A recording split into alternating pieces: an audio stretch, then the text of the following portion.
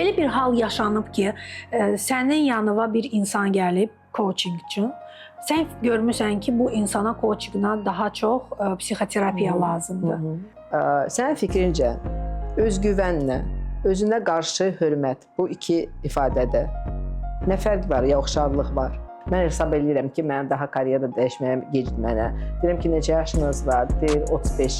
Deyirəm, 50 yaşımda ölkəni, həyat yoldaşımı və işimi dəyişdim deyirəm də.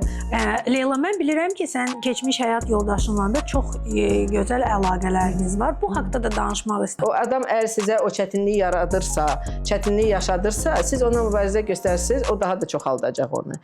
Sadəcə tamamilə sərhəd qoymaq lazımdır. Özünüzü o neytrallaşdırmaq lazımdır ondan ki, o elə adamdır. O elə keçirir bu boşalma olsun, başqa bir situasiya olsun. Onu qəbul eləmək lazımdır və öz tərəfinizdən necə bacarırsınızsa, o situasiyadan uzaqlaşmaq lazımdır. Özünə sual verməyə öyrənirsən və o suallara dürüst cavab verməyə öyrənirsən. Bir günü təkrar yaşamaq şansın olsa, hansı günü seçərdin? Sabahki günü. Salam, bugün sən kimsənin qəhrəmanı Leyla Novruzdur. Leyla ABŞ-da yaşayır, bir həftəlik Bakıya gəlib və mən fürsətdən istifadə eləyərək dedim ki, Leyla, gəl səninlə oturaq, maraqlı söhbət eləyək. Çünki mən özüm Leylanın həyatını çox maraqlı, dərs, ibrət götürən bir həyat hesab eləyirəm. Fikirləşdim ki, hökmən onu sizə təqdim eləməliyəm. Leyla, xoş gəlmisən. Çox sağ ol. Leyla, keçmiş HR həyatıma dönərək belə bir klişe sualla başlayacağam. Sən izləyicilərə özünü 2 cümlədə nə etdiyini başa sala bilərsən? Keçmiş HR belə bir ifadə yoxdur. Çünki bir də HR-da işləyirsənsə sən HR-san daha. Amma belə deyim də, əgər mən bir cümlədə mən nə ilə məşğulam özümü ifadə eləsəm, belə deyərəm. Mən peşəkarlara həyatlarında uğurlu olub və xoşbaxt özünü hiss eləməklərinə dəstəklik göstərirəm.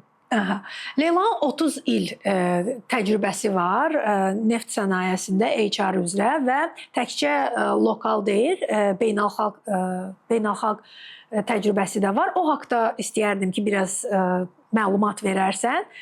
İstəyirəm belə samballı bir insan gəlib izləyicilər bilsinlər və keçməsinlər, başqa yerə davam eləsinlər baxmağa. Çox sağ ol. Mən 93-cü ildə Amaka şirkətində çalışmaya başladım və sonra Amaka ilə BP birləşdi, böyüdü şirkət və bugün BP şirkət Azərbaycanda tanınmış bir şirkətdir. Amma elə oldu ki, mənim karyeram beynəlxalq belə bir xarakter başladı daşımağa. Çünki mən ümumiyyətlə həmişə çalışdım ki, olan fürsətlərdən istifadə edəyəm.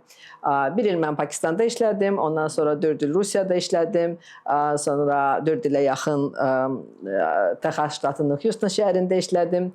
Sonra Azərbaycana 2013-cü ildə Azərbaycan, Gürcüstan, Türkiyə regionunun HR vitse-prezident vəzifəsinə gəldim və 5 il bu vəzifədə çalışdım. 2018-ci ildə Londona köçdüm və BP-nin Global Business şirkətinin HR direktoru kimi. Çox maraqlı bir iş idi. Çünki mən 6 ölkəyə baxırdım. O ölkələrin də mədəniyyəti heç cür bir-birinə oxşamırdı. Deməli, Malayziya, Macarıstan, Cənubi Afrika, Avstraliya, ABŞ, İngiltərə. Və demək istəyirəm ki, nəyə görə bu ölkələri adlandırıram? Çünki tamamilə mədəniyyət baxımından başqa-başqa ölkələr idi. Və ona görə mənim üçün çox bir yaxşı məktəb oldu ki, digər mədəniyyətlərdən insanlarla işləmək, başa düşmək ki, necə fərqlənirlər, nədə eynidirlər, belə. Və 2021-ci ildə mən BP şirkətindən getmək qərar qəbul elədim və öz şirkətimi qurdum. 4 ildir ki, mənim transformativ coaching şirkətim fəaliyyət göstərir. 4 il. Düzdür, bu coaching sözünü həddindən artıq indi qeyri-coach olan insanlar dəyərsizləndirib, yəni dəyərsiz vəziyyətə gəlib çatdırıblar. Bir insan ki, deyəndə mən coacham, biz qalırıq belə təşvişlə fikirləşirik ki, ay Allah, indi görəsən nə deyəcək bu insan, nə coaching və s. Sən insanlara transformativ, yəni transformasiyalı coaching edirsən. O haqda dərinə gedib danışarıq. Amma mən tarixçəsini bilirəm deyə istəyirəm sən bu haqda danışasan. Necə oldu ki, sən bu coaching BP-dən gedib öz şirkətini açmağa qərar verdin və mənə elə gəlir ki, əgər düzgün yadımdadırsa, bu hətta bağlıdır sənin ABŞ-a köçməyinlə. Və onu da qeyd edim, neçə il bundan qabaq ABŞ-da bizim belə bir söhbətimiz baş tutmuşdu. Biz Leyla ilə bir şəhərdə yaşayıb, bir şirkətdə işləyirdik və bir dəfə söhbət eləyəndə Leyla mənə deyib ki, mənim yanımda deyil, Leyla özü mənə deyib. Leyla mənə deyib ki, bəs mən burada yaşaya bilmirəm, yəni özümü Amerikada yaşayan təsvir etmirəm, uzun müddətli. Çünki mən uzun müddətli köçmüşdüm, həmişəlik köçmüşdüm. Mən də Leylaya dedim ki, nə danışırsan, mən özümü Azərbaycanda yaşayan görə bilmirəm. Fikirləşirəm ki, Amerikaya köçüb sonra oradan qayıdıb Azərbaycanda yaşamaq imkansızdır, mümkün deyil. Sən saydığımı say, gör fələk nə sayır deyirlər. Belə oldu ki, mən qayıtdım Azərbaycana, Leyla isə Amerikaya köçdü və bunların ikisini də bağlayıb tarixçəsini bizə danış, xahiş edirəm. Əlbəttə ki, çox yaxşı yadımdadır o söhbət və doğrudan da mən o söhbət hərdən yadıma düşür. Çünki kimsə deyəndə ki, mən heç vaxt falan şey eləmərəm, mən heç vaxt ora köçmərəm. Ürəyimdə fikirləşirəm ki, o heç vaxt sözü çox qorxulu sözdür və o doğrudan da bilmirik biz necə həyat gətirib olacaq. Ona görə hara gedəcəksiniz, nə edəcəksiniz, ona görə heç vaxt deyəndə ya adama mənə indi biraz qəribə gəlir. Deməli, mənim Amerikaya köçməyim mənim şəxsi həyatımda dəyişikliklə asılı idi. İkinci dəfə ailə həyatı qurdum və bununla bağlı olaraq BP şirkətindən ayrılmaq qərarı qəbul elədim. 3 böyük qərar bir yerdə idi də. Həm şəxsi həyatımı dəyişmək, həm işimi dəyişmək, həm də ki, ölkəmi dəyişmək, tamamilə başqa bir ölkəyə köçmək. Və xanım dediyi kimi, məndən soruşanda ki, Amerikada yaşamaq istəmirsən, həmişə deyirdim ki, gözəl ölkədir, amma mən orada yaşamaq istəmirəm də. Elə belə qonaq kimi gəlmək başqa. Və bu qərarın arxasında belə maraqlı bir hekayə də var. Mən sizə sadəcə olaraq desəm ki, mən hansı gündə ABŞ-a köçdüm. Başa düşərsiniz ki, burada daha bir tarix var. Onu danışasan, çünki o çox maraqlıdır. 13 mart 20-ci il. Və deməli, mən ABŞ-a köçmək məqsədi ilə gəlmədim o günü. Mən dediyim kimi şəxsi həyatımda dəyişikliklər baş verirdi və tez-tez ona görə ABŞ-a gedirdim, New Jersey ştatına və növbəti dəfə idi ki, mən hazırlaşırdım ayın 13-də getməyə. Biletimi də yanvar ayında almışdım. Və elə oldu ki, ayın 11-i mart idi, Covid ondan qabaq başladı, amma elə yadınızdadırsa, çox belə də sürətli başladı hər şey dəyişməyə, hər şey bağlanmağa, birdən inanmırdıq ki, belə bir şey olacaq. Ayın 11-də Avropadan bütün uçuşlar Amerikaya dayandılar. Və ayın 15-də mən onun içindən gələndən sonra daha İngiltərədən də bütün uçuşlar dayandı. Deməli, bu balaca bir, necə deyərlər, o 11-i ilə 15-in arasında, o ayın 13-ü mən Amerikaya gəldim. Və mən eşidəndə ki, 15-ində bütün uçuşlar dayandı, mən fikirləşdim ki, bu kainat mənə nəsə bir xəbər verir, nəsə mənə demək istəyir bununla. Və əlbəttə ki, mən o zaman qayıda bilmirdim. Londonda işləyirdim o vaxtı, Londonda yaşayırdım, amma Londondan qayıda bilmirdim və Londona qayıda bilərdim hardasa iyul ayının axırında. Və o vaxtda da məndə çox fikirlər benimdə var idi ki, nəyə görə mən burada oldum, nəyə görə elə oldu ki, bu vaxta gəldim və nə ilə məşğul olmaq istəyirəm. Bir moment da var idi ki, bu hər şey 20-ci ildə baş verirdi. 21-ci ildə də mənim 50 yaşım olmalıydı. Və mən fikirləşirdim ki, bu 50 yaşda bir hansısa belə də yaxşı bir vaxtdır ki, nəyisə dəyişməyə həyatda. Və o vaxtda da mən hiss elədim ki, daha elədiyim iş mənə o qədər də həvəsləndirmir. Çox xoşum gəlirdi işimdən. Ümumiyyətlə, mən elə hesab edirəm ki, HR ən maraqlı funksiyalardan, ən maraqlı işlərdən biridir. BP şirkətində də necə deyirlər, belə də şikayət eləməli bir şey yox idi. Amma hiss edirdim ki, daha yorulmuşam, nəsə başqa bir şeylə məşğul olmaq istəyirəm. Öz bildiyimi, öyrəndiyimi başqaları ilə daha aktiv şəkildə paylaşmaq istəyirəm. Bütün bu fikirlər, bütün bu qərarlar əsasında mən bu qərarı qəbul elədim ki, mən daha Londona qayıtmıram, mən qalıram ABŞ-da və mən ailə həyatı qururam və öz biznesimi qururam. Bu bütün, necə deyirlər, hər şey bir yerdə gəldi, çıxdı bir momenta. Onu da demək istəyirəm ki, bu qərarı mən qəbul eləyəndən sonra bütün həyatımda olan hansısa bir hadisələr elə quruldu ki, elə bir bunu Buna dəstəkləmək gətirdi. üçün. Hər şey alındı. Hər şey elə alındı ki, elə o mozaikanın hissələri kimi, puzzle-ın hissələri kimi bir yerdə quruldu. Ona görə fikirləşirəm ki, yəqin ki, bu yaxşı bir fikir idi. Leyla, sən dedin ki, 3 böyük dəyişiklik baş verib. Bu 3 böyük dəyişiklikləri sən bilirdin də. Yəni özün-özünə bilirdin ki, dərk eləyirdin, şuurlu olaraq başa düşürdün ki, 3 böyük dəyişiklik olur. Mən bunu qorxu var idi. O haqqda danışaq biraz. Qorxu var idi, tərəddüd, necə atlatdın bunu? Bir coachingi o zaman bilirdin, mənə elə gəlir də. Ya, əlbəttə ki, qorxu var idi və mən sizə danışaram öz təcrübəm haqqında, ümumiyyətlə hamıya danışaram, amma mən bunu çox vaxtı coaching sessiyalarımda danışıram, qorxu haqqında danışıram. Çünki çox maraqlıdır ki, qorxu dedin. Mən bütün coaching sessiyalarımı qorxudan başlayıram ki, qorxudan xilas olmaq. Çünki qorxu əslində bizə düzgün qərar qəbul etməyə imkan vermir. Biz inanırsınız, deməli mən belə bir statistika görmüşəm ki, 10 qərardan 9-unu biz qorxu mövqeyindən qəbul edirik, məqsəd mövqeyindən yox. Bu da dəhşətli bir statistikadır da. Biz hər şey qorxuram, bu belə olar, bunu eləsəm, qorxuram, elə olar. Əlbəttə ki, o qorxu məndə var idi. Mən fikirləşirdim ki, necə olar, necə alınacaq, biznes nə olduğunu həmişə mən bir şirkətin nümayəndəsi kimi çıxış eləmişəm. Özüm nəsə eləyəndə bu necə alınacaq?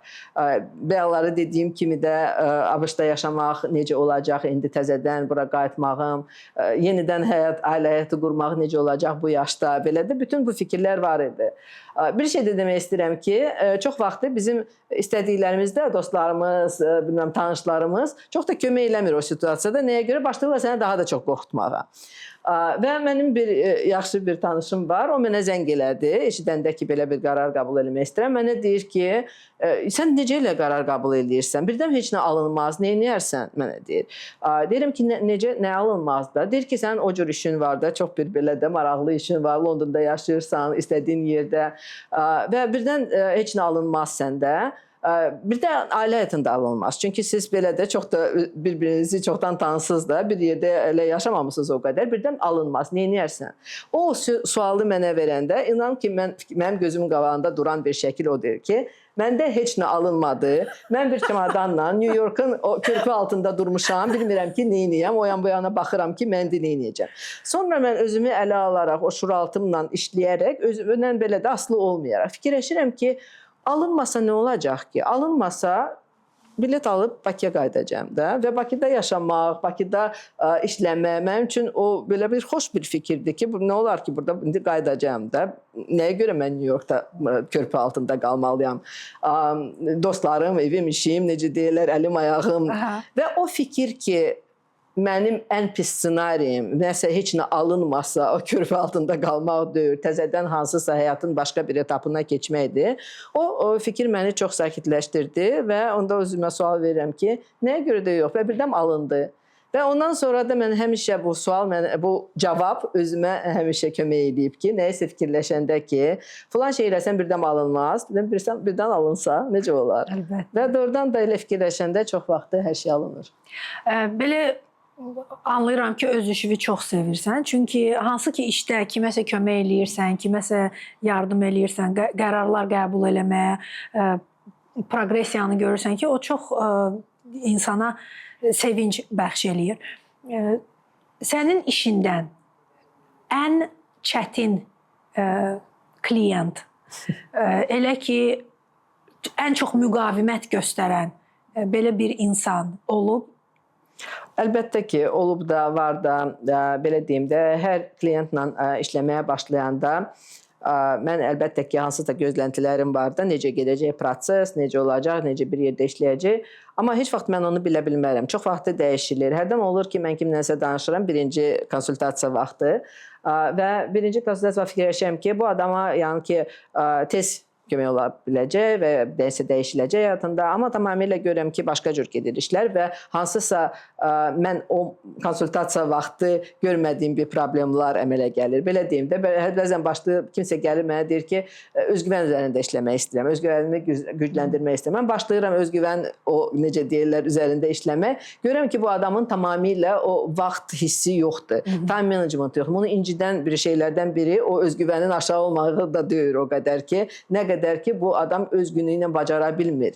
Və ona görə deyirəm ki, yox, biz indi hər şeyi saxlayıb sadəcə o time managementla məşğul olmalıyıq ki, siz həyatınızda biraz səliqə olsun, biraz necə deyirlər, rahatlıq olsun, ondan sonra başqa mövzulara keçə bilərik. Ona görə mən benim də fikrimdə proqram olsa da hansı proqramla mən bu klientla işləyəcəm, o çox vaxt olur ki, o proqram dəyişir.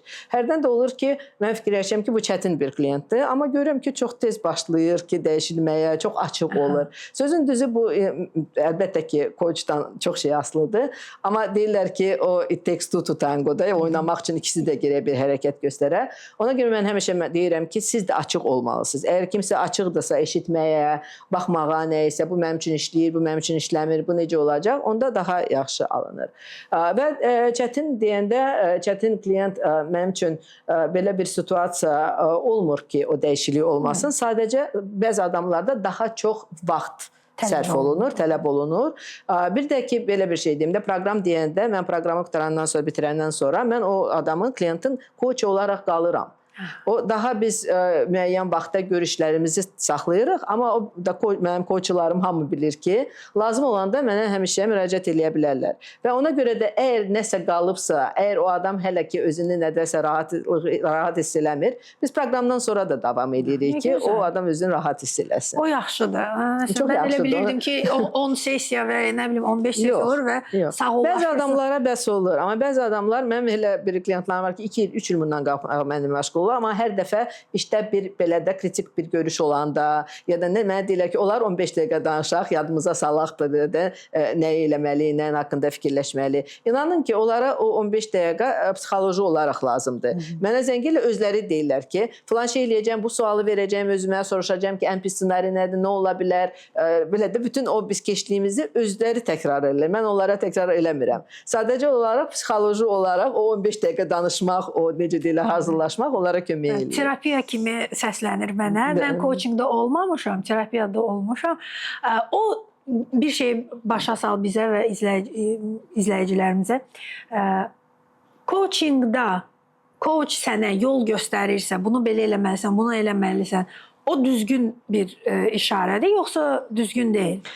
Bilirsiniz, ümumiyyətlə düzgün deyil. Əgər siz o Beynəlxalq Coaching Federasiyasının proqramını götürsünüz və o proqramla getsinizsə, deyəcəklər ki, siz heç bir məsləhət verə bilməzsiniz. Sadəcə o adam özü gəlməlidir, sizin suallarınızla, sizin tapşırıqlarınızla özü gəlməli və mən buna razıyam, demirəm ki, coach deməlidirsə.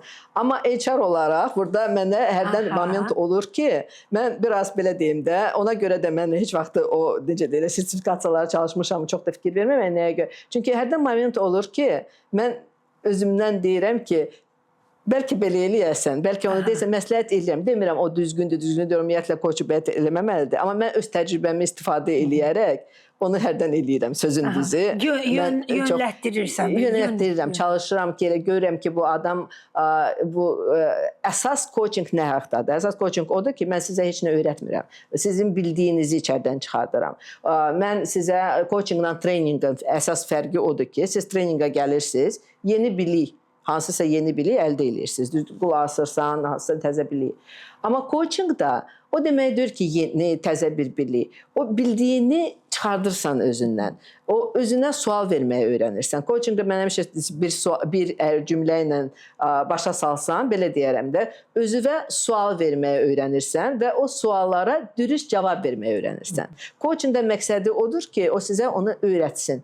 Sual verməyə, suallara cavab verməyə və onda bütün suallara cavabı tapırsan. Amma yenə də bayaq dediyim kimi məndə hərdən olur ki, sizin icazənizlə bir danışım sizə bir situasiya, bir nəfərlə mən işləyirdim.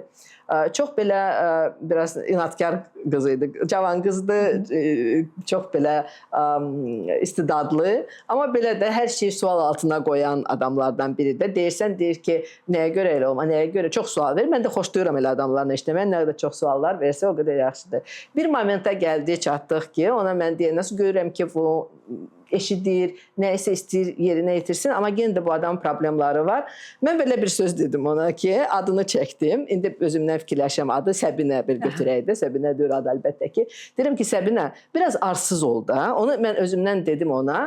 Biraz vaxt keçdi, biz ondan sonra görüşdük, proqramı qurtardıq və hardasa bir 3 aydan sonra görüşdük. Mənə belə bir söz dedi ki, deyir Leyla xanım, sizin çox gözəl proqramınızda mən hamısına tövsiyə eləyirəm, çox kömək elədi. Amma bilirsiniz, deyir, ən çox mənə kömək eləyən nədir? Hər bir deyir situasiyada, harda ki belə istəyirəm hər şeyi biraz overthink eləyəm. Ya sizin səsinizi eşidirəm ki, biraz arsız ol. Deyir, o söz yadımda qalır. Əlbəttə ki, coach bunu deməməlidir, amma mən deyirəm. Mənə elə gəlir ki, sənin coachluğun yerli mentalitetə uyğun olaraq biraz da dəyişir. Dəyişir, hə. Özü çox maraqlıdır ki, digər o mədəniyyətlərlə işləndə onların nüanslarını mən nəzərə alıram. Bilirsən Leyla, mən bir rəfiqəmdən danışmışdım. O da uzun müddət Amerikada yaşayıb və orada psixoloji terapiya keçib və burada keçmək istəyir, keçib. O iki fərqi qeyd elədi mənə. Dedi ki, məsələn, orada Amerikanlı bizi heç vaxt başa düşə bilməz. Ya başqa millətdən olan psixoloq səni başa düşə bilməz. Mənə elə gəlir ki, bu coaching federasiyası filan məsləkən, onlar da əlbəttə ki, biraz öz sayağı eləməliyik bu prosesləri. Ondan razıyam. Belə bir hal yaşanıb ki, sənin yanına bir insan gəlib coaching üçün. Sən görmüsən ki, bu insana coachingdən daha çox psixoterapiya lazımdır. Olub. Olub belə situasiya və sözün düzü ona görə də mən həmişə konsultasiya keçirirəm. Əvvəlcə kimsə maraq göstərəndə mənim proqramlarıma, coachingıma mən həmişə pulsuz konsultasiya təklif eləyirəm. Çünki bu konsultasiya ismi bəzilər onu chemistry call adlandırır, bəzilər konsultasiya fərqi yoxdur. O onun üçün də ki, başa düşmək üçün ümumiyyətlə bu adamın problemi nədir və mən ona dəstək ola bilərəm ya yox. Mən bir nəfərlə danışanda mən gördüm ki, o insanda belə bir şeylər haqqında danışır ki, o psixoloqluqdur, o mənlikdir. Çünki onun o karyerası ona hətta ki belə bir şey sizə deyim də, bir neçə mənim klientlarım var. Onlar həm terapiya ilə, həm coachinglə eyni vaxtda məşğul olurlar. Və görürəm ki, o yaxşı bir şeydir. Mən bilmirdim ki, bu yaxşı işləyə bilər bir yerdə, amma çox yaxşı işləyir bir yerdə. Amma bu adam gələndə, mənə müraciət eləyəndə mən ona dedim ki, siz coaching mən sizə eləyərəm. Çünki onun işdə də problemi var idi, işini dəyişmək istirdi. Dedim, çox mən məmnuniyyətlə sizə kömək eləyərəm. Amma ondan qabaq siz psixoloqa müraciət etməlisiniz. Çünki çox travmatik bir həyat situasiyası o adam yaşamışdı və o situasiyadan, necə deyirlər, o keçmişindən o azad olmayınca biz o gələcəyi qura bilməzdi. Çünki belə bir şey deyim də, o terapiya, psixologiya o daha çox keçmiş haqqındadır da, keçmiş travmaları, bütün keçmişdə yaşadığımız haqqındadır ki, başa düşməyə nəyə görə mən falan hərəkətlər, ya da ki, indi yaşa travmaları. Amma coaching daha çox gələcəyə aiddir ki, mən gələcəkdən nə əldə etmək istəyirəm, mən uğur nədir mənim üçün, 3 ildən sonra harda olmaq istəyirəm, bugün hansı hərəkətləri eləməliyim ki, 3 ilə gəlim çıxam. Ona görə mən görəndə ki, o bəyin situasiyasında, halında ki, ona tamamilə belə də, necə deyirlər, psixoloq lazımdır. Sonra ola bilər ki, coaching kömək eləsin. Mən onu yönəltmişdim. 2 dəfə elə situasiya olub ki, mənə müraciət eləyəndə mən məsləhət görmüşəm ki, psixoloqa müraciət eləyən. Sənin klientlərinin çoxu Azərbaycandandır, yoxsa xaricdə də olan var? Çox maraqlı sualdır. Çünki deyim sizə də, məndən soruşanda ki, əsas sizin klientlarınız, coachlarınız kimdir? Mən bu suala asanlıqla cavab verə bilmirəm. Nəyə görə sizə deyim? Mənim ən əsas, ən böyük auditoriyum bugün də xaricdə yaşayan Azərbaycanlılardır. Təkcə Azərbaycanlılar da yox. Gürcü, Rus, belə də deyə SNQ götürək keçmiş Sovet vaxtından ötürü.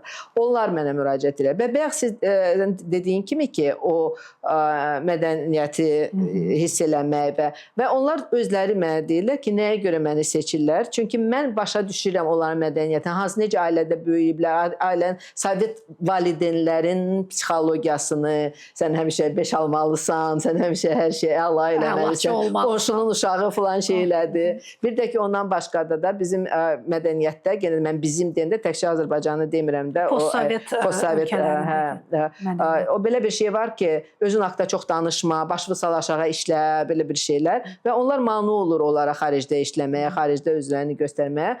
Mənə nəyə görə verir? Mənə deyirlər ki, you are perfect combination. Çünki siz həm bizim mədəniyyətimizi bilirsiniz, həm də özünüz işləmisiniz qərbdə, özünüz Amerikada, İngiltərədə, başqa ölkələrdə işləmisiniz. Ona görə siz hiss edirsiniz bizim ağrımızı. Ona görə mən bugün o coachlarımın arasında belə bir auditoriya çox böyükdür. Ondan başqa mən Azərbaycanda şirkətlərlə çox yaxın işləyirəm. Mənə şirkətlər müraciət edirlər. Mən əvvəlcədən biznesimi coachingla başlayanda individual coaching haqqında fikirləşirdim. Amma elə oldu ki, mənə şirkətlər başladılar müraciət eləməyə və liderlik davranışı, rəhbərlik bacarıqlarının inkişafı haqqında xahiş elədilər ki, onlara kömək eləyim, dəstək olum və bundan da çox belə də məmnuniyyətlə məşğulam. Azərgold, Azərkosmos çox bir şirkətlərlə işləyirəm və mənə xoşdur ki, o şirkət səviyyəsində də dəyişiklikləri görəndə ki, o bir dəyişiklik olub, çox xoşdur. Ona görə Azərbaycanla bağlılığım çoxdur.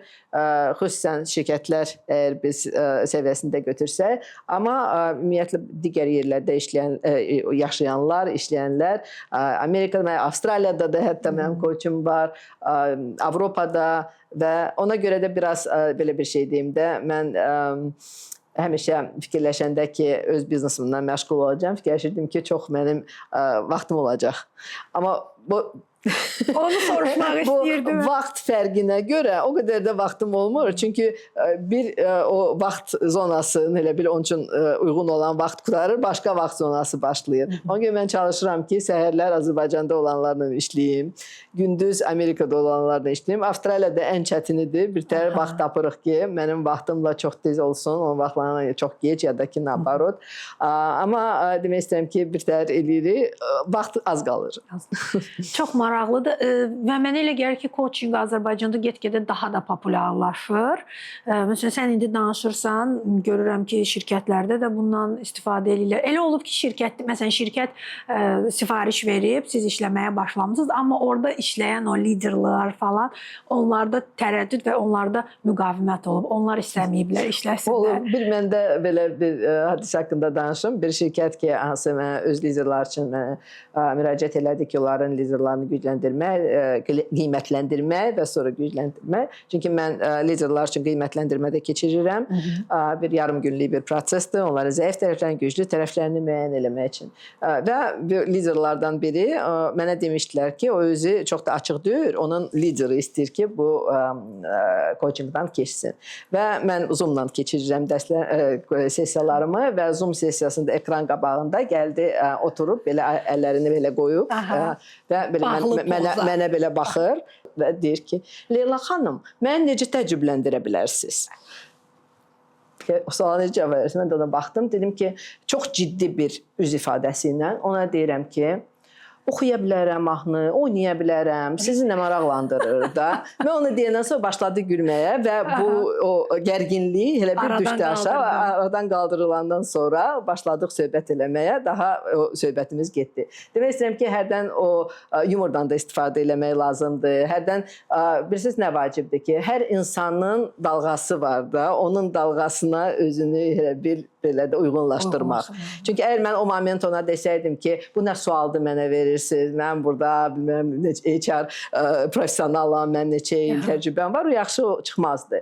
Ya da ki, mən incisəydim ki, mənə belə bir sual verir, o da yaxşı çıxmaz. Çünki zarafat belə situasiyalarda çox vaxtı o gərginliyi azaldır ya da ki, aradan götürür. Və demək istəyirəm ki, çox maraqlıdır ki, konkret olaraq o adam bir neçə sessiyadan sonra o qədər maraq göstərirdi ki, o qədər özünün həvəsi olmuşdu ki, mənə çox xoş gəlirdi ki, o belə bir inanmayaraq ki, coachingun gücünə lazım oldu, nəyə görə bu lazımdır, belə bir sual verən adam özü çox maraqlanmışdı və ondan sonra 2 nəfəri də o mənə tövsiyə edib ki, mən onlarla məşğul olum, o göndərib mənə referans eləyib. Elə mən burada otur-otur özüm də maraqlanmağa başlamışam.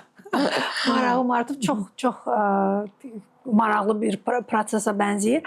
Leyla, bəs sən bu coachinqı ailə həyatında işlədirsən, məsələn, oğlunla, yoldaşınla, nə bilim, qohumlarla filan, belə olur? Çox çətindir. Mən belə deyim də, mən həmişə fikirləşirəm ki, ən çətin yəni ki, ailə özlərinə nəyisə öyrətməkdir. O ingilis dili müəlliməsi deyir ki, mən öz uşağımı öyrədə bilmirəm, başqa müəllim tutur. Yəni. Çünki biraz o ana kimi, həyat yoldaşı kimi, sən başqa cür səni görürlər də belə. Amma yenə də belə bir şey deyim də, hansısa konkret olaraq situasiyalarda müraciət edirlər və mən çalışıram ki, o coach kimi doğrudan da yaxınlaşam, bu emosiyaları bir tərəfə qoyam və kömək eləyəm. Mənim oğlum yayda iş axtarışındaydı və mən ona dedim ki, gəl Murad, mən sənə job search coaching eləyim. Amma tamamilə belə bir rol oynayaq ki, mən ananı deyirəm də sənin, sən mənə qulaq asırsan, nəyəsə razılaşmasın da, anayla razılaşmadan necə danışırlar. Sən heç nə bilmirsən, bilmirəm nə. Elə olmasın da, elə bil sən kimlə özgə adamla danışırsan. Və doğrudan da mən onu intervyuya hazırladım, o job search elədim və uğurla proses bitdi. Mənə deyir ki, mən yaxşı, güclü coachum var idi, belə zarafatça da. Amma demək istəyirəm ki, hansısa lazım olan bir momentlarda mən əlbəttə ki, çalışıram o emosiyaları, o doğmalığı bir tərəfə qoymaq və coach kimi hərəkət etməyə qulaq asırlar. Amma gündə sözün düzü yox, həm də ehtiyacı da olmur. Çünki yəqin ki, yaxşı, düzgün deyil də o ailədə də o rolda, coach rolunda qalmaq. Bir şey də deyim ki, mənim həyat yoldaşım mənə çox dəstək göstərir. Mənim biznesime ümumiyyətlə çox maraq göstərir. Hətta o günü mən o master klası keçirdəndə Azərbaycan dilindəydi. O da Azərbaycan dilini bilmir, amma bütün 4 saatı maraqla oturub qulaq asırdı. Sonra da mənə hələ feedback verir. Deyirəm ki, bəs sən necə başa düşmürsən? Deyir, yox, hər şeyi başa düşürdüm. Nəyə görə bunu deyirəm? Demək istəyirəm ki, hansısa bir momentlarda, əlbəttə ki, mən gəlib klientları onunla müzakirə eləmirəm demirəm. Hansısa bir momentlarda mən onun bir neytral bir fikir kimi istifadə edirəm. Çünki o tamamilə bu sahədən uzaq bir adamdır. HR-dan, coachingdan, korporasiyadan və ondan soruşuram ki, belə bir situasiyada, abstrakt bir situasiya kimi də neyniyərsən, necə hərəkət eləyərsən və mənə o kömək edir. Ona görə belə bir şəkildə bir yerdə işləyirik, amma coachinga gəlib çıxanda kritik momentlarda ancaq. Həyat yoldaşın haqqında soruşmaq istəyirəm. Sizin səhifədə, bu arada Leylanın Instagram səhifəsi var, qeyd eləyəcəm altda, baxarsınız. Çox xoşum gəlir, siz birgə roliklar çəkirsiniz və mən görürəm ki, bu insan doğrudan da maraq göstərir və sənə böyük dəstək olur. Bu doğrudan da elədir, yoxsa kadr üçün eləyirlər? Çünki biz bilirik ki, cütlüklər çox izlənən formatdır deyə çox insanlar ondan istifadə eləyir.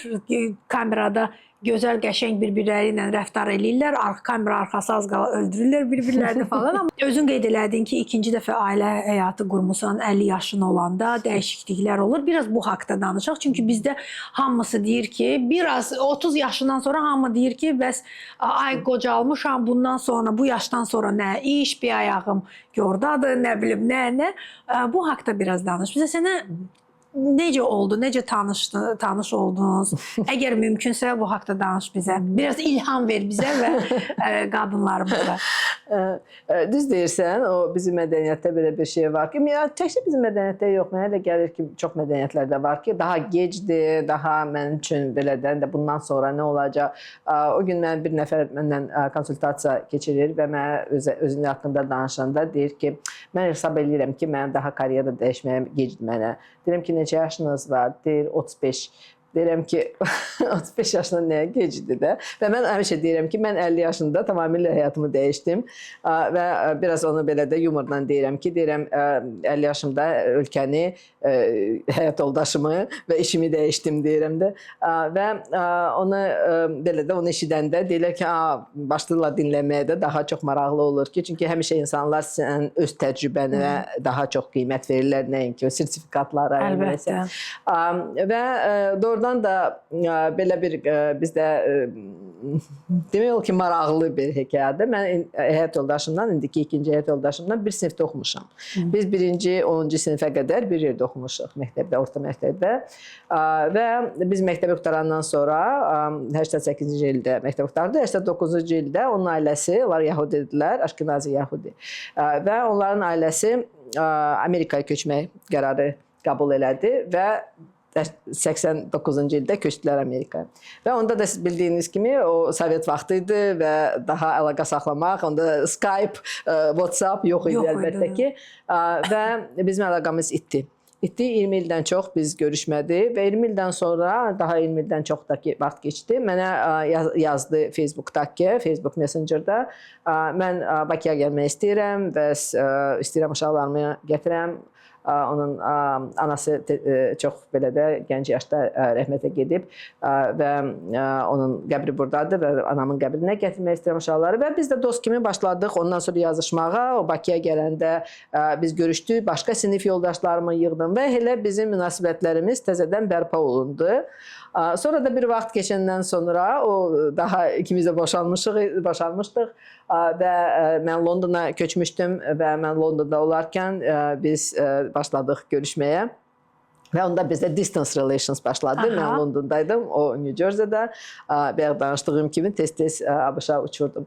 Elə bir müddət o ABŞ-da olanda da o qayıdıb-qayıtmamaq söhbəti olanda və mənə evlənməyə təklif elədi. Mən də o təklifi qəbul elədim. Amma biz bir-birimizi 7 yaşdan tanıyırıq. Çox romantik bir hekayədir. Ona görə istəyirdim bölüşəsən. Leyla, mən bilirəm ki, sən keçmiş həyat yoldaşınla da çox gözəl əlaqələriniz var. Bu haqda da danışmaq istəyirdim. Çünki boşanma insanların həyatında çox acı nöqtəyə çevrilə bilər və günahlandırma bir-birinə olur, nifrət bir-birinə yaranır. Biraz bu haqda danışa bilərsən. Necə oldu ki, siz belə dost kimi bir-birinizdən ayrıldınız? Bilirsiniz, çox yaxşı sualdır və mənim üçün başqa cür ola da bilməzdi. Əgər biz belə deyək də şuurlu adamlar haqqında danışırıqsa, belə olmalıdır. Xüsusən də əgər sizin övladınız var. Bizim övladımız var. O övladın atasıdır, mən anasıyam. Biz bir-birimizə özgə ola bilmərik. Biz bir-birimizə düşman ola bilmərik. Biz necə deyilə, qovmuqda daha da belə ola bilməz. Və nəyə görə biz o pis münasibətdə olmalıyıq, nəyə görə? Mən belə baxıram da buna, belə deyim. İnsanlar boşananda gərək biraz məsuliyyət götürsünlər öz boynuna. Nəyəsə görə alınmadı da, indi boşanırlar, digər hansısa bir səbəblərə görə ola bilər ki, nəsə bir baş verib, həyatda da hər nə baş verib. Amma o moment çox vacibdir ki, içərinizdə o heç bir kin saxlamamaq. Çünki əgər sən o adamla hansısa həyatının bir periodunu, bir vaxtını bir yerdə yaşamısansa, bir yerdə övlad dünyaya gətirmirsən ya da ki, heç övlad dünyaya gətirməsən də hansısa bir xatirələriniz var, hansısa bir yerdə təcrübəniz var, ona hörmət eləmək lazımdır. Çünki o sizin həyatınızın bir hissəsidir. Mənə elə gəlir ki, o boşanandan sonra münasibətləri pozan, bir-birinə pis münasibətdə qalan adamlar öz həyatının hansısa bir hissəsini elə bir pozurlar. Və bu da xoşa gəlməz bir hadisədir. Və mən sözün düzü elə oldu ki, biz boşananda biz iki böyük kimi söhbət elədik, bu qərara bir yerdə gəldik və bu qərarı qəbul elədik. Və ondan sonra da biz həmişə münasibətimizi saxlamışıq. Oğlumun həyatında bir hansısa bir yaxşı ya da çox da xoşa gəlməziniz bir hadisə olanda biz bir yerdə onun haqqında danışırıq, onun valideynləri. Ona görə mənə elə gəlir ki, bu adamın özünün o məsuliyyət hissindən gələn bir şeydir ki, əgər mən bu adamla yaşamışamsa, mən hörmət eləmək, özümə hörmət eləyirəmsə, o yaşadığım perioda da hörmət eləyərkən əlimdən gələni eləməliyəm ki, münasibət saxlaya biləm. Əlbəttə ki, olur elə insanlar, onlarla çox çətindir yaxşı münasibət saxlamaq, hansısa bir dramalar demirəm. Demirəm ki, bu ideal bir situasiyadır, hamıya uyğun olan bir şeydir. Amma mənə elə gəlir ki, situasiyaların çoxusunda biz əgər bir səy göstərsək, belə bir normal münasibətdə qalmaq olar. Sən danışa-danışa mən onu fikirləşirdim ki, əfsuslar olsun ki, bizdə nədənsə yenə də deyəcəklər, Azərbaycanı pisləyir, amma mənə elə gəlir ki, bizdə adətən bəylərin tərəfindən acılarına gəlməsin, amma elə də var. Elə bil onların tərəfindən çətinlik olur burada. Yəni o qədər şuurlu olmurlar, o qədər anlayışlı olmurlar, günahkarlandırma çox olur. Məsələn, o zaman heç tövsiyə edə bilməm, nə soruşum. O zaman nə edə bilərlər xanımlar? Məsələn, kontakta gəlmir bu insan. Özünü davranışı həddindən artıq pisdir və ya sonra gedib ləkələyir adını xanımın, nəsə eləyir. Bunlarla necə... Mənə gəlir ki, onunla mübarizə aparmaq lazım deyil. Onu sadəcə qəbul etmək lazımdır və özünüzə sərhəd qoymaq lazımdır. Özünüzü, ümumiyyətlə burada belə deyim də, mən bu sən deyən o situasiyanı ümumiyyətlə toksik adamlarla necə münasibət qurmaq bir situasiyası kimi baxa bilərəm də. Çünki sən dediyin bu situasiya toksik bir situasiyadır. Ümumiyyətlə mən elə fikirləşirəm ki, biz toksik adamlarla, həyatımızda toksik situasiya yaradan adamlarla, dediyin kimi, hərdən siz deyirəm, hərdən sən deyirəm. Çünki yadımdan çıxır ki, çoxdan tanıyıram, sən deyə bilərəm. Ona görə professional olaraq hərdən siz, hərdən sən. Demək istəyirəm ki, bu adamlarla biz çalışmamalıyıq ki, münasibəti quraq ya da ki, mübarizə eləyək. Əsas odur ki, lazım deyil mübarizə eləmək. Çünki yorulacaqsınız. O adam əgər sizə o çətinliyi yaradırsa, çətinliyi yaşadırsa, siz ona mübarizə göstərsiniz, o daha da çoxaldacaq onu. Sadəcə tamamilə sərhəd qoymaq lazımdır. Özünüzü neytrallaşdırmaq lazımdır ondan ki, o elə adamdır. O elə keçirir bu, boşalma olsun, başqa bir situasiya olsun. Onu qəbul eləmək lazımdır və öz tərəfinizdən necə bacarırsınızsa, o situasiyadan uzaqlaşmaq lazımdır.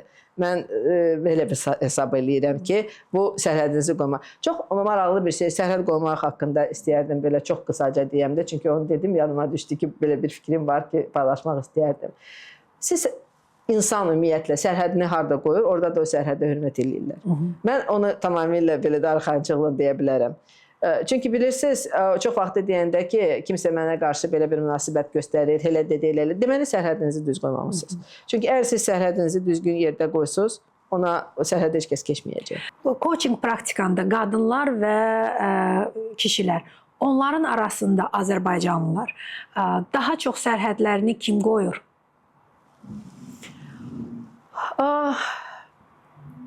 Yəqin ki, kişilər daha çox alınır onlarda sərhəd qoymaq. Təbii olaraq onlara daha asandır. Çünki burada cəmiyyət tərəfdən də gözləntilər var da. Ümumiyyətlə, mən demirəm, demək istəmirəm ki, qadınların karyerası ya da həyatı çətindir, kişilər ki, asandır. Yox, əlbəttə ki, yox. Hər kəs öz çətinliklərindən keçir. Amma qadınlar üçün, qadınlar tərəfinə bizdə cəmiyyətdən gözlənti çoxdur və o gözləntinin, necə deyərlər, o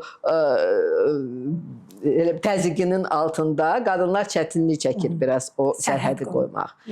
Kişiyə daha asan olur, çünki ondan cəmiyyətin gözləntisi daha aşağıdır.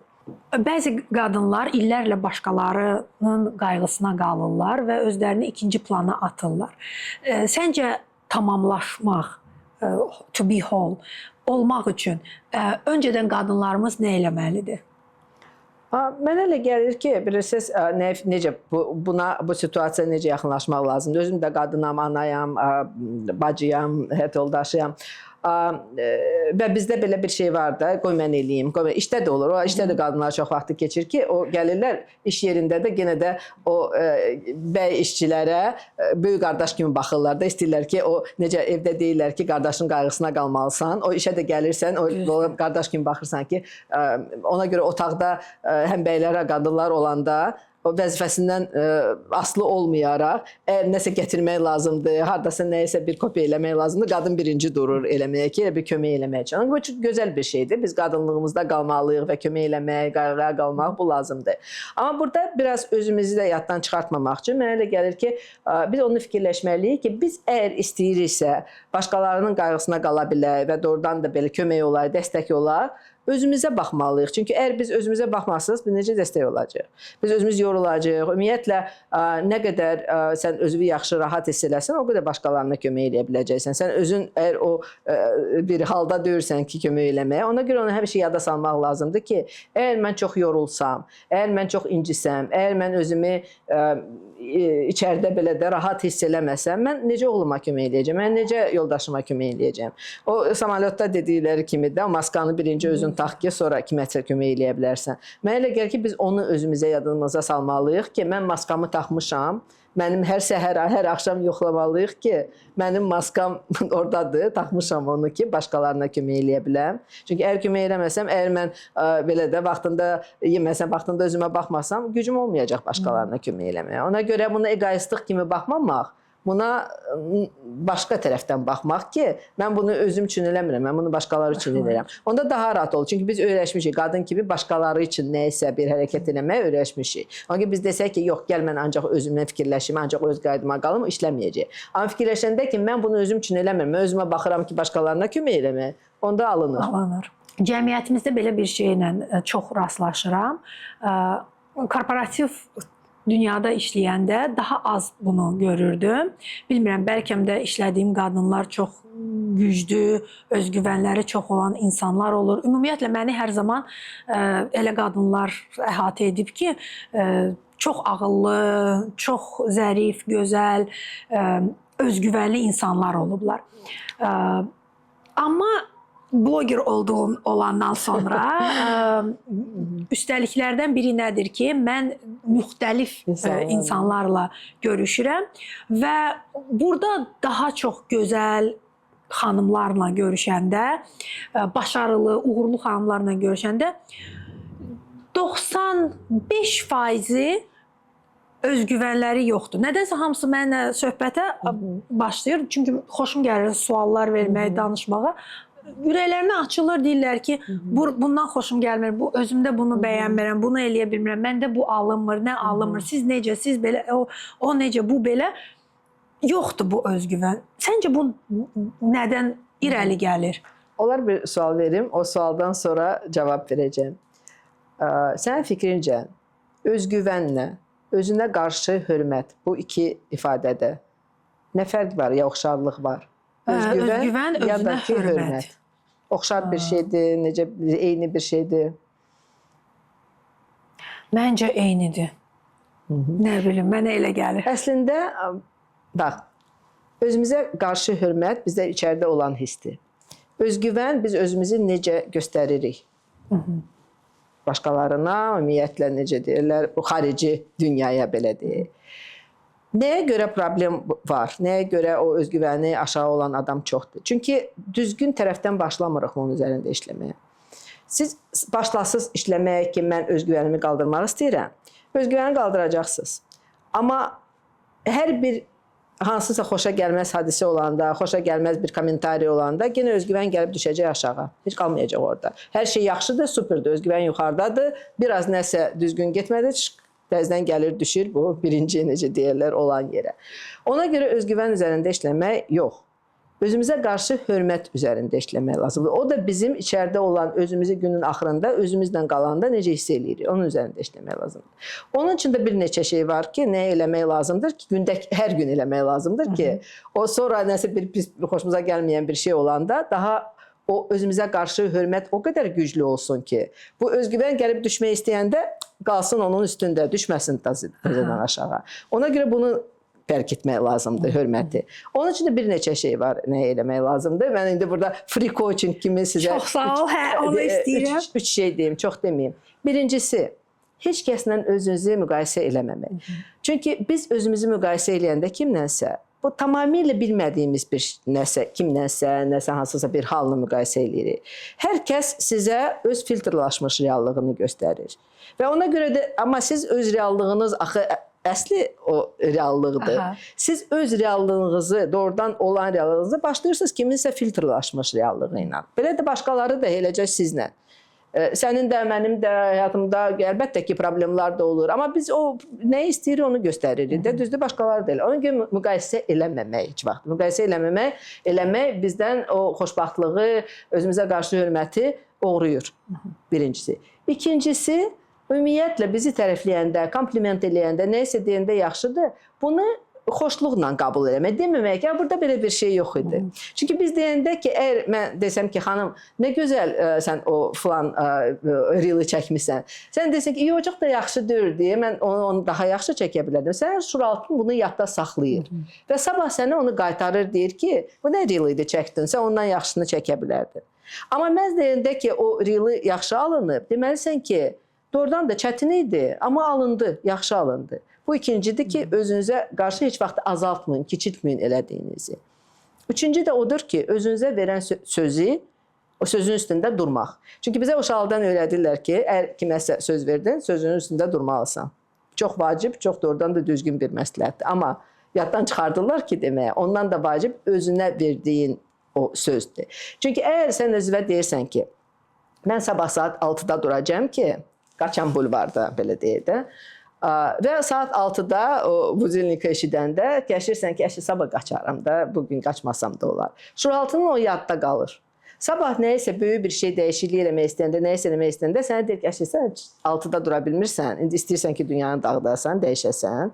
Amma özünə söz verəndə ki, mən sabah 6-da duracağam, qaçacağam bulvarda və səhər o durmaq istəməyəndə yadıma düş ki, mən axı söz vermişəm özümə və durub qaçanda o da şuraltının yanında qalır. Sabah nəyisə eləmək istəyəndə deyir ki, əlbəttə alınacaq. Sən hətta səhər 6-da dura bilirsən, nə lazım olanda, hər şey eləyə bilərsən, hər şey bacara bilərsən. Ona görə bu üç şey başqa bir tiplarda var, amma əsas bu müqayisə eləməmək, komplimentları qəbul eləmək və öz elədiyini kiçiltməmək, bir də verdiyin sözün üzərində durmaq. Bunu həmişə eləsək, o özümüzə qarşı hörmət o qədər güclənəcək ki, o özgüvənin daha şansı olmayacaq ki, azalsın. Çox maraqlıdır. Mən dünənləri rəfiqələrimlə bu haqda danışırdım. Belə bir şey var Azərbaycanda. Çoxlu ödül seremoniyaları keçirilir, nə bilim tam biznes qadın, biznes bəy, kim, nə, belə şeylər. Və mən yeni gələndə bu blogerlığa, ümumiyyətlə bu sosietəni görəndə, bu təbəqə ilə tanış olanda görürdüm ki, buna burada ödül veriblər, ona orada ödül veriblər. Sonra hamısı danışır, hamısı bilir də kim necə. Aydın olur ki, bəzi mükafatlanma və ödülləri pulla alırlar.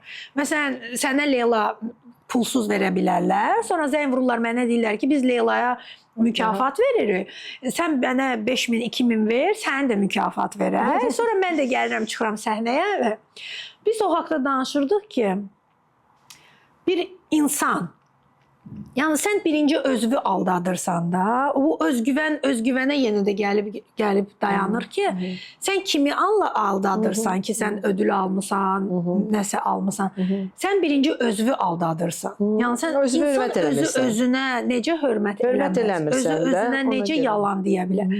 Əslində belə bir situasiya yarananda mənə elə gəlir ki, bu haqda çox düşünüb kimdənsə psixoloqla filan danışmaq lazımdır. Əlbəttə ki, bu da yenə psixoloqla da danışmaq, amma coachingdən böyük hissəsidir ki, bu özümüzə qarşı necə deyirlər, hörməti gücləndirmək, bunun üzərində işləmək, ümumiyyətlə kimdir ətrafındakı adamlar, kimlə ünsiyyətdəsən hər gün, onun da çox böyük təsiri var. Çünki o deyirlər ki, you are average of people around you. Bu doğrudan da elədir ki, sən ətrafında olan adamların elə bir gəlib onlardan nəsə götürürsən də, ona görə kimdir ətrafında olan adamlar, onun da o özümüzə qarşı hörmətə çox əhəmiyyəti var. Bir şey də var ki, biz elə bil özümüzlə danışanda çox belə kobud bir dildən istifadə edirik. Nəsə səndə alınmasa, belə deyək də, çox da istədiyin kimi yaxşı alınmasa, mən sənə deyəcəyim ki, xanım, nə var ki, burada gələn dəfə bunu daha yaxşı eləyərsən, daha çox hazırlaşarsan, problem deyil. Və mən bunu süni olaraq demirəm də, doğrudan da elə fikirləşirəm ki, nə problem var ki, burada nəsə alınmadı. Amma özümüzə gəliş çatanda çox vaxt özümüzə qarşı çox kobud bir dil istifadə edirik. Deyirik ki, bu nə idi, sən elədin, heç başın işləmir, özümüzə. Amma çox vacibdir ki, o özümüzlə danışdığımız o dialoqda düzgün dili, düzgün sözlərdən istifadə eləmək. Onun da çox böyük əhəmiyyəti var. Çünki o özümüzə qarşı hörmətə çox böyük təsir göstərir. Ona görə demək istəyirəm ki, o dediyin situasiya, o aşağı özümüzə qarşı hörmətdən gəlir. Onu da gücləndirmə, qaldırma əlbəttə ki, olar. Əgər problem kimsə yaşayırsa, çox şad olaram kömək eləmək. Coachingdan indi yenə də ola bilər ki, o başqa hansısa nüanslar da var da, təkcə o özünə qarşı hörmətdir, onu müəyyən eləmək olar. Valideynlik haqqında danışmaq istəyirəm. Düzdür, uzaqdan ailənin içində deyiləm, uzaqdan gördüklərimi həmişə sənin analıq etməyinə həsəd aparmışam və özüm üçün dərs kimi götürmüşəm. Postlarında filan da verirəm və bilirəm ki, sən o yalan post yazan adamlardan deyilsən. Nə bilim, dünyanın ən gözəl anası, belə, yəni Leyla o cür adam deyil. Özünüz də görəcəksiniz ki, çox kiçik bloqu var. O yazanda doğrudan da mən bilirəm ki, onun yazdıqları doğrudan da real həyatda baş vermiş, yaşadığı hisslərdir və düşüncələridir. Ana və övlad arasında yaxşı münasibətin bir-iki qaydalarını deyə bilərsən bizə? Bir-iki qaydalar belə deyim də, əsas odur ki, və sözün düzü bu, yəni ki, Azərbaycanlı analara çox aid olan bir şeydir. Valideynlərə, təkcə analara yox, uşağın şəxsiyyətinə hörmət eləmək.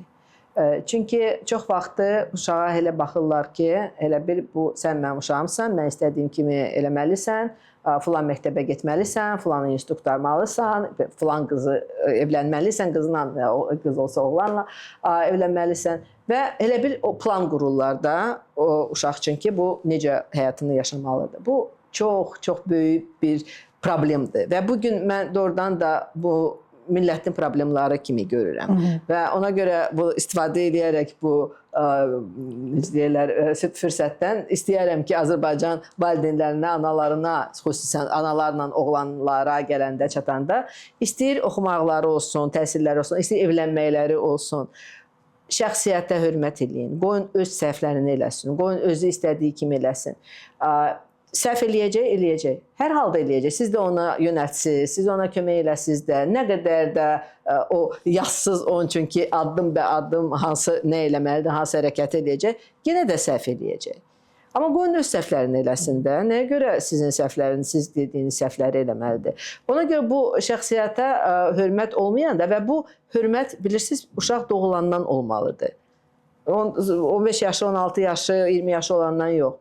Ona şəxsiyyət kimi bax, balaca uşağa da necə deyirlər, şəxsiyyət kimi baxmaq lazımdır. Nə yemək istəyir, nə yemək istəmir. Əlbəttə ki, olar olmaz başqa şeydir. Amma ümumiyyətlə öz istədiyinizi, öz bildiyinizi yox. Siz övladı dünyaya gətirirsiniz, o demək deyir ki, o sizə necə deyim, məxsus bir şeydir.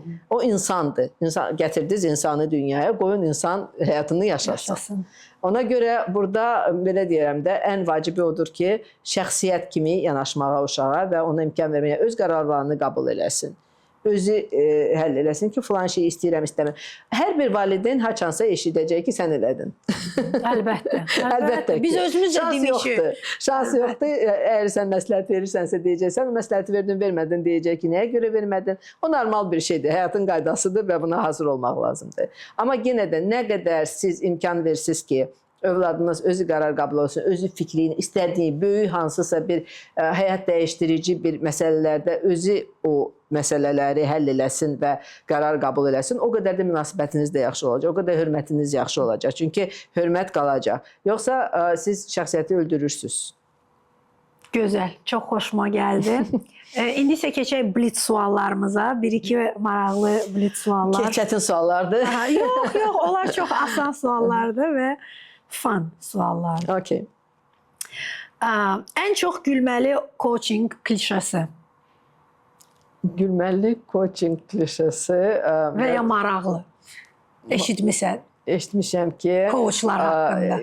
Coach belə bir klişə eşitmişəm ki, mənə də iş lazım olmasaydı, mən də coach olardım. Pul qazanmaq lazım olmasaydı, coach olardım. Belə bir şey eşitmişəm. Stres olanda birinci etdiyin şey? Yatmaq. Yatmaq. Bir günü təkrar yaşamaq şansın olsa, hansı günü seçərdin? Sabahki günü. Sabahki günü. Ən son nə vaxt öz üzərində gülmüsən, özünə gülmüsən? Hər gün. Hər gün. Özümə gülməsəm, yəqin ki, çox çətin olar. Çünki gülməlisin. Ən son ilham aldığın an və ya mənbə nə olub? Yəqin ki, bu həftə, keçən həftə deyiləm, vaxt elə keçir. Bu workshop keçirtmişdim və o workshopdan sonra aldığım rəylər çox məni ilhamlandırdı. İndi fikirləşirəm ki, qaydandan sonra filan bir proqram eləməliyəm, filan şey eləməliyəm. Çox məni aldığım rəylər. Çox. Coaching olmasaydı hansı sahədə işləyərdin HR-dan başqa? HR-dan başqa advokat. Ha, Mənə elə gəlir ki, məndən yaxşı advokat alınardı. üzərində yazı olan bir fincanın olsaydı nə yazardın motto kimi? Mənim fincanım var və o fincanları mən çox böyük məmnuniyyətlə hədiyyə kimi öz bütün koçlarıma verirəm. Ona görə bugün mənə şəkil çəkdirib göndərirlər. Onun üzərində yazılıb ki, love your life. Həyatını sev. Uğura gedən yolda rahat ayaqqabı yoxsa yüksək daban? Rahat ayaqqabı. Onu sənin haqqında bilirdim. Düzgün mənasında. Bir şəhərdə yaşamaq fürsətin olsa hara köçərdin? Bakıya. Ən çox istifadə elədiyin emoji? Çox sağ ol. Səhərin enerjisi ilham verir, yoxsa gecənin səssizliyi? Səhərin enerjisi. Səni bir anda motivasiya eləyən mahnı. Eşidən kimi motivasiya olursan. Oxumaq bacarığım yoxdur. Aha. Mən uşaqlıqdan həmişə anam dedi ki, oxuma bir də rəsm çəkməyə bilmirsən. Amma rəsm çəkməyi düzdür bacarıram. Bacarırsan. O mənim disfunksional inancım idi. Çünki anam demişdi ki, çəkə bilmirəm. Amma mahnı oxumaya bilmirəm. Bilməm o mahnını necə ifadə eləyim. Amma Şövkət Əlikbərovun bir mahnısı var. Səni mən yaman sevirəm. O mahnı. O mahnıdan çox xoşum gəlir. Eşitdik, başa düşdük. Bəlkə sabah bir gün mahnı da oxumaya başlayarsan. Bəlkə başlayaram. Və axırıncı, sakitləşmək üçün seçdiyin ritual, meditasiya, təbiət, yoxsa sadəcə dərin nəfəs? Gəzmək, təbiətdə gəzmək. Belə balaca bir distansiyada olsa, bir neçə addım gəzəndən sonra mənim üçün meditasiyadır. Əla. Söhbətimizin axırına gəlib çıxdıq. Buradan Marani restoranına təşəkkürümü bildirmək istəyərdim. Gürcü mətbəxini sevirsənsə, qalıb sonra yeri. Burada ən gözəl təamlar. Mən 6 il Gürcüstanda yaşamışam. Ona görə Gürcü yeməyindən bilirəm hansı yaxşıdır, hansı pisdir. Çox tövsiyə eləyirəm. Çox yaxşı personal da var. Mən çox xoşuma gəldilər. Çox belə hörmətçil və üzü gülər. Gözəl, çox gözəl və lokasiyaları da superdir. Gəlməmişsə, olmamışsa çox tövsiyə eləyirəm. Gəlin, yoxlayın. Sağollaşmadan öncə bir şey demək istəyərdinmi? Nəsə hansınız ki, nə haqda danışmadıq? Yox, belə bir şey yox. Təşəkkür etmək istərdim. Ümumiyyətlə, çox belə də indi burada oturmuşuq. Mən emoji haqqında soruşdum və dedim ki, çox təşəkkür edirəm. Əgər bu bugünkü söhbətimizə emoji qoymaq olsa, o da təşəkkür emojisi olacaq. Çünki ümumiyyətlə o momenti mən həmişə deyirəm ki, yaşadığınız momentə fikir vermək lazımdır da. 3 gündən sonra, 1 ildən sonra gedim mən, nə yaxşı vaxt idi, biz oturmuşduq, xanımla söhbət edirdik. O moment onu hiss eləmək lazımdır. Mən demək istəyirəm ki, bu moment ki, biz oturmuşuq, gözəl belə bir mənzərə və bu səmimi söhbəti eləyirik. Ən yaxın rəfiqəm gözləyir ki, bu söhbəti qutaraq, sonra gedək ondan tıra çörək yeyək. Bu moment özü çox belə xoşa gələn bir momentdir və onu demək istəyirəm ki, yaddan çıxartmayın da, o balaca momentları gün ərzində, həyat ərzində yaşayaraq fikir verin onlara. Çünki həyatımızdır bu. O həyat o deyir ki, oturaq gözləyək ki, sabah nəsə böyük bir yaxşı bir şey olmalıdır. O da olsa da yaxşıdır, yaxşı olar. Amma bugünkü günün o gözəl momentlarına, bu moment kimi momentlarına fikir verin. Dəyərləndiririk və şükür edirik ki, çox sağ ol xanım. Çox sağ ol. Gözəl bir ending, gözəl bir son oldu. Təşəkkür edirəm gəldiyin üçün. Çox şərəf verdin. Çox sağ ol. Çox sağ ol. Sən də sağ ol.